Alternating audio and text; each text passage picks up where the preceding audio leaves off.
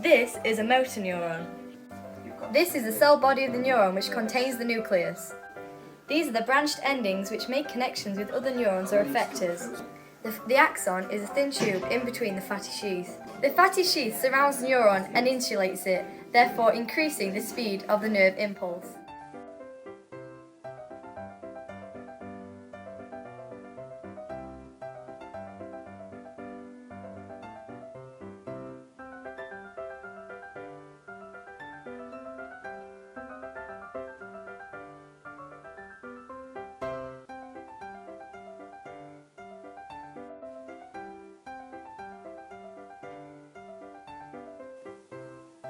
An electrical impulse travels along an axon and triggers the nerve ending of a neuron to release neurotransmitters.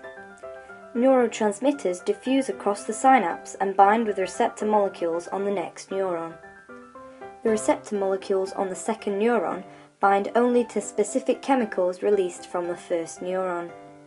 This stimulates the second neuron to transmit an electrical impulse.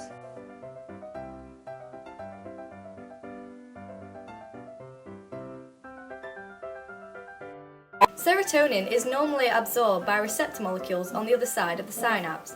This prevents the levels of serotonin from being too high. Ecstasy, otherwise known as MDMA, blocks some of the receptor sites in the synapses in the brain. Prevents serotonin from being absorbed and creates a feeling of well-being. However, this can also cause loss of memory, dehydration, which can also lead to death.